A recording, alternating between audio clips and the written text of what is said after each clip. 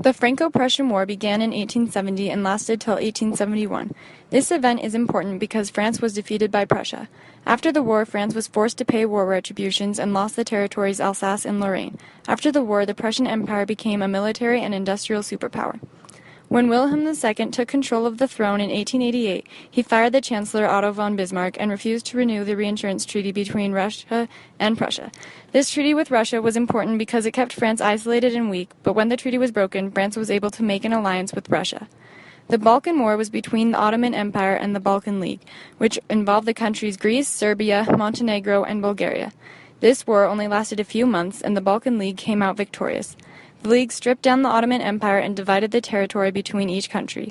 The Austrian-Hungary Empire did not like the fact that the Serbian state was growing in power. Austria-Hungary was determined to eliminate the Serbian threat. The spark that lit the powder keg was the assassination of the Archduke Franz Ferdinand of Austria on June 28, 1914. The assassination was carried out by a revolutionary movement called Young Bosnia. The Archduke was murdered while visiting Sarajevo with his wife.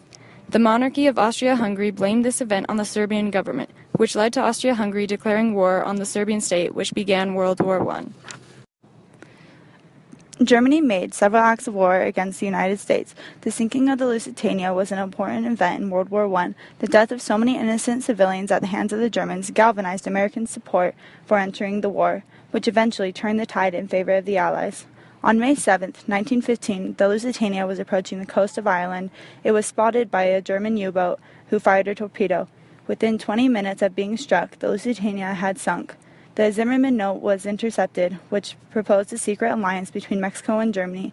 The United States declared war on Germany on April 6, 1917. During the war, working standards changed and men were forced to either work or fight with the work or fight rule of 1918. This discouraged many people from going on strike. Wages increased 20%, but inflation threatened the eclipse of wage gains. The Treaty of Versailles was signed between the Allied powers and Germany on June 28, 1919. This officially ended World War I. The treaty was extremely harsh on Germany. It forced Germany to accept the responsibility for causing and all the loss and damage of the war. Germany was forced to disarm, give up land to France, and pay retributions of 113 billion marks. The United States did not sign the Treaty of Versailles, but established its own treaty with Germany. Entering the war went against America's traditional view of isolationism.